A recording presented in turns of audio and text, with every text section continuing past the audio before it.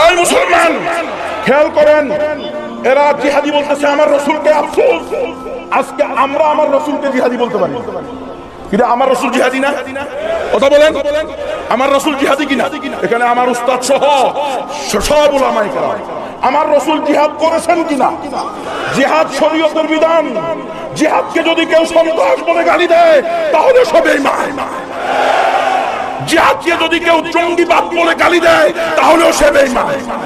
এবার আসেন জঙ্গি, কারণ পুলিশের ডিআইজি থেকে নিয়ে র্যাবের প্রধান থেকে নিয়ে সবাই কয় কওমি মাদ্রাসায় জঙ্গি নাই। হয়নিও, আমরাও খুশি হয়ে গেছি, কওমি মাদ্রাসায় জঙ্গি নাই। জঙ্গি নাই মানে এখন এই শব্দের অর্থ কর। জঙ্গি অর্থ হলো যোদ্ধা। আমি যতটুকু বেশি ততটুকু আপনাদের সামনে তুলে ধরতেছি। আপনারা যদি এর বিপরীত কিছু পান সেটা আমাকে দিবেন, আমি মেনে নিব ইনশাআল্লাহ। আমি যা পেয়েছি ডিকশনারিতে সেটা বলতেছি। জং অর্থ যুদ্ধ, জঙ্গি অর্থ যোদ্ধা। আমার রাসূল বলেছেন আনান নাবিয়ুল মালহামা ও আমার উম্মত, আমি যোদ্ধা নবী, আমি যোদ্ধা নবী। বুইস্তু বিসাইফ, আমি তরবারি সহ প্রেরিত হয়েছি। উমিরতু আন উকাতিলান নাস হাত্তা ইয়াকুলা লা ইলাহা ইল্লাল্লাহ। আমাকে হুকুম দেওয়া হয়েছে যুদ্ধ চালিয়ে দেওয়ার জন্য, জিহাদ চালিয়ে দেওয়ার জন্য, এই দুনিয়াতে ইসলাম প্রতিষ্ঠা হওয়া পর্যন্ত।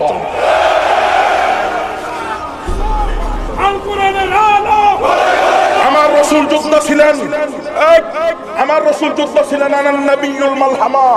তোমরা যদি বলতে চাও জিহাদ মানে সন্ত্রাস, তোমরা যদি বলো জিহাদি সন্ত্রাস, তাহলে তোমরা কি করবা করো। এই দেশের 14 কোটি 17 কোটি মুসলমান প্রত্যেকে জঙ্গি, প্রত্যেকে সন্ত্রাসী তোমাদের ভাষা অনুযায়ী। কারণ আমার রাসূল যোদ্ধা ছিলেন, আমি যুদ্ধকে অস্বীকার করতে পারবো না। আমার রাসূল জিহাদি ছিলেন, জিহাদ করেছেন। আমার রাসূলকে আমার আল্লাহ বলেছেন ইয়া আইয়ুহান নাবিয়্যু হাররিদিল মুমিনিনা আলাল কিতাল। ও আমার নবী ওয়াজ জিহাদের উপরে করো। আজকে জিহাদ শব্দ আসে না কেন ওয়াজ মাহফিলে? কি কারণে জিহাদ শব্দ আসে? এই ইহুদি খ্রিস্টানদের ষড়যন্ত্র, এই গণতন্ত্র সমাজতন্ত্র জাতীয়তাবাদ ধর্ম নিরপেক্ষতাবাদ নামক এই কুফরি এবং শিরকি মতবাদ আজকে আমাদেরকে জিহাদ থেকে দূরে সরাইয়া দিয়েছে। এই মুসলমান, লেনিন, কার্ল মার্কস, মাও সেতুং, আব্রাহাম লিঙ্কনের যেই ধর্ম, এই ধর্ম কোনোদিন মুসলমানকে মুক্তি দিতে পারবে? কশিন কালেও পারবে। রে মুসলমান, মুক্তি যদি পেতে চাও মুহাম্মদে আরবির আনিত ধর্মকে আঁকড়িয়ে ধরো। মুহাম্মদে আরবির আনিত ধর্মের মধ্যে জিহাদ আছে, জিহাদ আছে।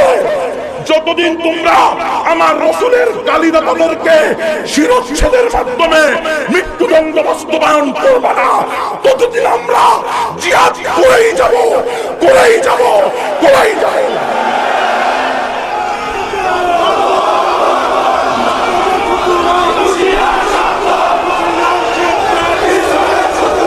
তোমরা আমাদেরকে বলতে চাও যে সম্প্রীতির বাংলাদেশ গড়েন। হুই ইজ দ্য সম্প্রীতি? এই পীযূষ বন্দ্যোপাধ্যায়কে দিয়ে তোমরা সম্প্রীতি বাংলাদেশ গড়ার জন্য ডাক দিয়েছ। পীযূষ বন্দ্যোপাধ্যায় প্রায় 20 থেকে 25টা আলামত দিয়েছে যে এগুলো জঙ্গির আলামত, অথচ প্রত্যেকটা পালন করা প্রত্যেক মুসলমানের জন্য ফরজ।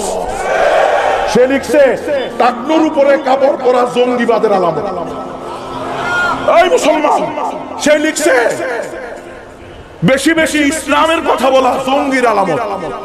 সে লিখছে বাপ মা পরিবার আত্মীয় স্বজন থেকে গায়ে হলুদ, বিবাহ শাদীর বেহায়াপনা, বেলাদাপনা, বিভিন্ন দিবস এগুলোর বিরোধিতা করা জঙ্গির আলামত। সে লিখছে কোরআন হাদিসের উপদেশ বেশি দেওয়া জঙ্গির আলামত। সেখানে লিখছে গান ছেড়ে দেওয়া, বয়ফ্রেন্ড ছেড়ে দেওয়া, গার্লফ্রেন্ড ছেড়ে দেওয়া, একা একই বসে থাকা, চুপ করে থাকা, এটা জঙ্গির আলামত। আর আমার রাসূল বলছে মান সমাতা নাজা, যে চুপ থাকলো সে নাজাত পাইল। কিরে মুসলমান, তোমরা যদি এগুলোকে জঙ্গি বলো তো এই দেশের প্রত্যেকটা মুসলমান নরনারী জঙ্গি। তোমরা যদি বাবরি মসজিদের জায়গায় মন্দির করতে চাও, তোমরা যদি মুসলমানদের অধিকার পরিপূর্ণভাবে এই জমিনে বাস্তবায়ন করতে না দাও, তাহলে ইনশাআল্লাহ সুম্মা ইনশাআল্লাহ এই দেশের রিকশাওয়ালারাও মুজাহিদ হবে, এই দেশের দিন মজুরেরাও মুজাহিদ হবে, এই দেশের স্কুল কলেজ ভার্সিটির ছেলেমেয়েরাও মুজাহিদ হবে, জিহাদ করবে, জিহাদ করবে। ওই মুসলমান, এরা বলতেছে, খেয়াল করেন, এরা বলতেছে খুব সাবধান হন। এরা বলতেছে পিছনের সব সময়ের থেকে বর্তমান সময় সরকারের সাথে ওলামাদের খুব ভালো সম্পর্ক, খুব ভালো সম্পর্কের ফলাফল 1 নম্বর ধর্মমন্ত্রী বলছে কুত্তা। কি করছে নি কথা কোন? সে তওবা করছে, যদি মন থেকে তওবা করে আল্লাহ কবুল করুক, তওবা করলে আল্লাহ মাফ করে, আমি মাফ করুম না, মাফ। কিন্তু আমাদের শিক্ষণীয় আছে কিনা? আর দুনিয়া জিফা ওয়া তালিবুহা বিলা, তোরা দুনিয়া চাবি কেন রে? আমি তোদের থেকে তো দুনিয়া কিনে নিয়েছি। ইন্নাল্লাহ আশতারা মিনাল মুমিনিনা আনফুসাহুম ওয়া আমওয়ালাহুম বিআন্না লাহুমুল জান্নাহ। আমাদের দুনিয়ার দরকার নাই, বাড়ি গাড়ির দরকার নাই, স্ত্রী সন্তানের দরকার নাই, বাবা মায়ের দরকার নাই, সমাজতন্ত্র গণতন্ত্র জাতীয়তাবাদ দরকার নাই। আমরা ঈমান নিয়ে মরতে চাই। ঈমান সবার আগে, ঠিক কিনা? আজকে বলতেছেন হুজুরদের সাথে খুব ভালো সম্পর্ক, তাহলে তলে তলে হুজুরদেরকে গুম করতেছেন কেন? 1 নম্বর মসজিদুল আকবর কমপ্লেক্সের নায়েব মুহতামিম মাওলানা নাজমুদ্দিন সাহেবকে উঠিয়ে নেওয়া হয়েছে। তাকে শাহবাগ থেকে উঠিয়ে নিয়ে 26 দিন পরে প্রকাশ করা হয়েছে দেশে জঙ্গি। খুব খেয়াল করেন। এরপরে মাওলানা আতিকুল্লাহ মাদ্রাসাতুল কুরআন শ্যামলী থেকে উঠিয়ে নেওয়া হয়েছে। মুসলমান, ভয় পাওয়ার কিছু নাই। আজকে তাদেরকে নিচে, কালকে আমাকেও নিতে পারে। যদি কথা না বলো, কালকে তোমাদেরকেও নিবে। কথা বলো, মৃত্যুর জন্য প্রস্তুতি গ্রহণ করো। ইনশাআল্লাহ হায়াত শেষ হওয়ার আগে মৃত্যু হবে না। এরপরে তারা বাড্ডার নৈশ মাদ্রাসার মুফতি সাইফুল ইসলামকে তার মাদ্রাসার রোম থেকে তুলে নিয়ে গেছে। 16 দিন পরে চাপাতি দিয়ে উঠেছে, সে হলো জঙ্গি। এরপরে আজিজুল হক সাহেব ফেনী জামিয়া মাদানিয়ার মুহতামিম, এখানে হুজুর আছেন, হ্যাঁ, সিলোনিয়া জামিয়া মাদানিয়া মাদ্রাসার এই নাজমে তালিমাত আজিজুল হক সাহেব, কক্সবাজারের হুজুর নামে পরিচিত, আপনাদের কক্সবাজারের কৃতি সন্তান, তাকে তুলে নেওয়া হয়েছে। এরপরে আব্দুল সালাম সাহেব দামাত বারাকাতুহুল আলিয়া, আপনাদের এই চট্টগ্রামের উম্মুল মাদারেস হাটাদারি মাদ্রাসার একজন সুনামধন্য মুফতি, তার জামাতা আতিকুল্লাহ, তাকে তুলে নেওয়া হয়েছে।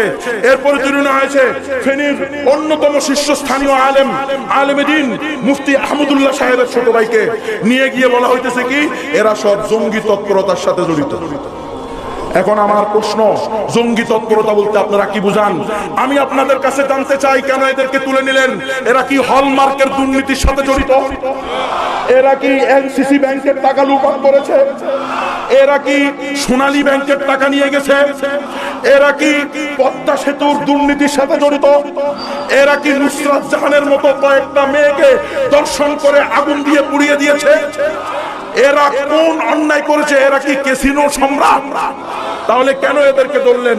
যদি বলেন এরা জিহাদের প্রতি উদ্বুদ্ধ করতো, তো আমি জানি না, আমি এদের সম্পর্কে জানি না আদৌ জিহাদের সম্পর্কে উদ্বুদ্ধ করতো কিনা। আমি একমাত্র নাজমুদ্দিন সাহেবকে চিনি, তিনি আমার জিম্মাদার। সারা দেশে অমুসলিমদের মাঝে যে দাওয়াতের কাজ, অমুসলিমদেরকেও দাওয়াত দেওয়া, এবং খ্রিস্টানরা যাদেরকে খ্রিস্টান বানাইতেছে তাদের হাতে পায়ে ধরে ফিরিয়ে আনা, এই কাজের জিম্মাদার নাজমুদ্দিন, তাকে আমি চিনি। আমার পুরা জামাতের মধ্যে তার মতো আল্লাহওয়ালা, তার মতো বুজুর্গ দ্বিতীয় কাউকে আমি পাই না। আপনারা বলতেছেন এরা জঙ্গি, কি হিসাবে বলতেছেন জঙ্গি? যদি এরা জিহাদের কথা বলে তাহলে এটা অন্যায় না? এই কথা বলেন, জিহাদের কথা বলা কি অন্যায়? না। কেউ বলুক না বলুক, আমি কোরআন হাদিসের কথা বলবো। মুসলমান শোনেন না, ভুলে গেছেন? মরলে মরবেন, শহীদ হবেন আল্লাহর জন্য। ইন্না সালাতি ওয়া নুসুকি ওয়া মাহইয়ায়া ওয়া মামাতি লিল্লাহি রাব্বিল আলামিন। আমার জান, আমার মাল, আমার নামাজ, আমার রোজা, আমার হজ, আমার যাকাত সব আল্লাহর জন্য হবে। যদি জিহাদের কথা, জিহাদ ইসলামে আছে, থাকবে, ছিল, ভবিষ্যতেও থাকবে। হুজুর কোন কি আল্লাহ রাসূলের গালি দিয়েছে, তাকে শেষ করে দিব।